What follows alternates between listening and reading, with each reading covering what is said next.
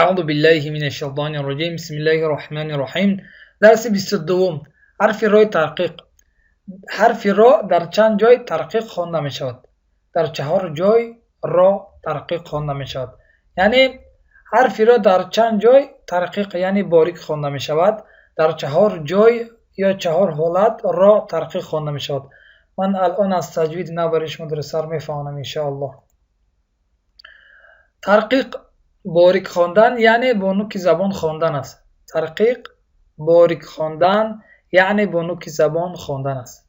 اول اگر حرف را حرکتی کسره داشته باشد وقتی که حرف را حرکتی کسره یعنی حرکتی زیر داشته باشد آن وقت را تحقیق خوانده می شود رجال رزقا مریج.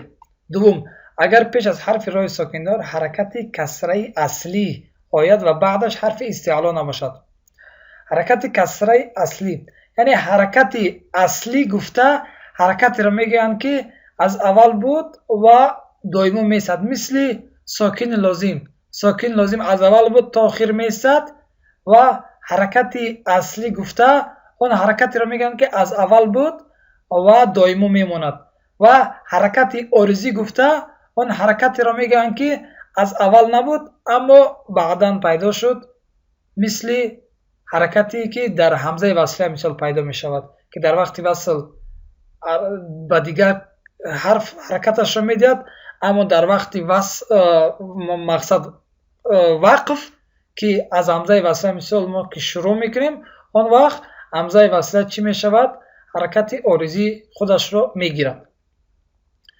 حرکت اصلی گفته حرکت است که از اول بود دائما می ماند اما حرکت عارضی گفته اون حرکت است که از اول نیست بعداً پیدا می شود پس در اینجا گفته شده است که اگر پیش از حرف را ساکن دار حرکت کسره اصلی یعنی حرکت زیر اصلی آید و بعدش حرف استعلا نباشد آن وقت را تحقیق خوانده می شود در اینجا نگاه کنید پیش از حرف را ساکن چیز حرفی است که حرکت کسره اصلی یعنی حرکت زیر اصلی دارد و بعد از حرف را حرف استعلا نیست پس در اینجا چی می شود را تحقیق خوانده می شود فرعون فردوس اصبر سوم اگر پیش از حرف را ساکن باشد و پیش از وی حرف یای ساکن آید الان من یک چیز دیگر برای شما میفهمونم در اینجا گفته شده است که اگر حرف را ساکن باشد و پیش از حرف را یا ساکن آید آن وقت را تحقیق خوانده می شود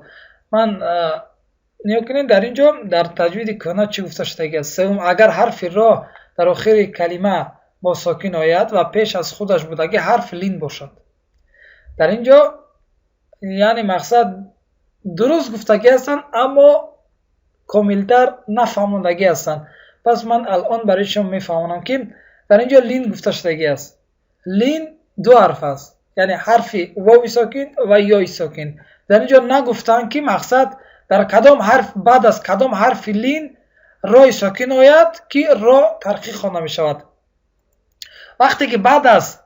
وقتی که حرف یا حرف لین شد بعدش را ساکن آمد آن وقت را تحقیق خوانده می شود یعنی فقط در وقتی که حرف یا حرف لین شد و بعدش را ساکن آمد آن وقت را تحقیق خوانده می شود اگر در اینجا مثال عوض یا واو بیاید در اینجا واو چی می شود حرف لین می شود بعدش را ساکن آمد در اونجا را تحقیق خوانده نمی شود بلکه تفخیم خوانده می شود پس وقتی که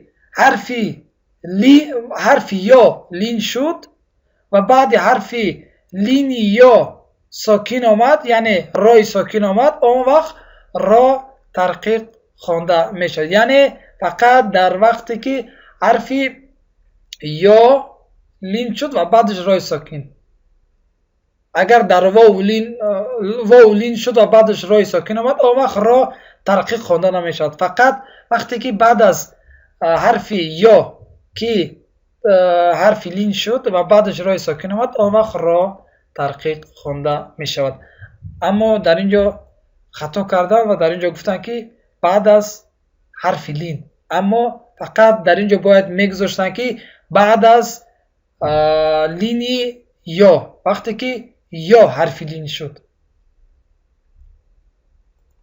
خب چهارم، اگر پیش از حرف رای ساکندار ساکن آمده پیش از هر دو ساکن حرکت کسره آید. در اینجا میگه که را ساکن باشد، پیش از حرف را حرفی باشد که او هم ساکن باشد و پیش از این دو حرف ساکندار حرفی آید که حرکت کسره یعنی حرکت زیر داشته باشد، اون وقت را ترقیق خوانده میشد. در اینجا نگاه کنین کسره در زیر گذاشته شدگی نیست. یک نوزکی دیگر برای شما فهمم که یک حالت است که مقصد زیر را در بالا مثل زبر میگذارن، نگاه کنین در بالا است. پس ما از کجا فهمیم که این زیر از زبر نیست؟ از اینجا که در اینجا نگاه کنین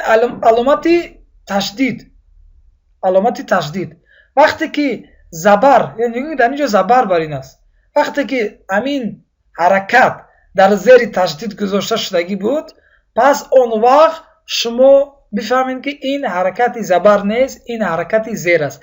اگر امین حرکت در بالای علامت تشدید بگذارن، اون وقت این حرکت چی میشود؟ حرکت زبر. اما در اینجا نگاه کنین حرکت در زیر تشدید است، پس در اینجا چی است؟ این حرکت زیر است. پس امین حالت است که مقصد حرکت زیر رو در زیر نمیگذارن و در بالا میگذارن.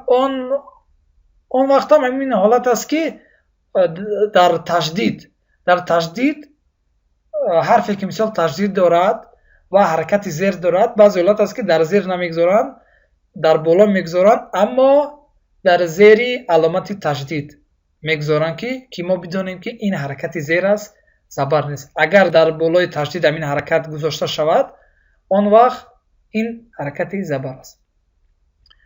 ذکر، سحر، حجر.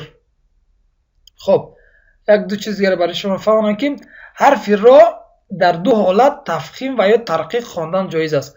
دو حالتی است که ما را رو هم میتونیم تفخیم یعنی غوص بخونیم و هم میتونیم ترقیق یعنی باریک بخونیم. اول اگر پیش از حرف را ساکندار حرکت کسره آید و بعدش حرف استعلای مکسور باشد، میگوید که را ساکن باشد، پیش از حرف آید که حرکت کسره یعنی حرکت زیر داشته باشد و بعد حرف را ساکن چی باشد؟ حرف استعلا آید، استعلای مکسور گفته یعنی حرکت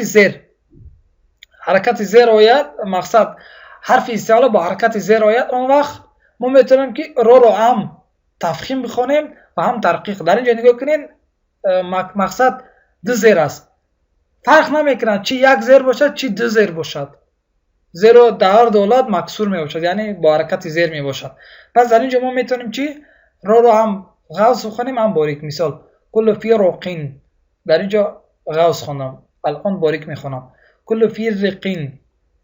خب دوم اگر پیش از حرف رای ساکندار حرف استعلای ساکندار آمده، پیش از هر دو حرفی مکسور آید، میگوید که دوم که را ساکن باشد، پیش از حرف را حرف استعلا آید با ساکن یعنی حرف استعلا ساکن داشته باشد و پیش از هر دو این حرف ساکندارها حرف آید که چی باشد؟ مکسور یعنی حرکت زیر داشته باشد، اون وقت را هم ترقیق خوانده میشد، مقصد هم تفخیم خوانده میشد و هم ترقیق.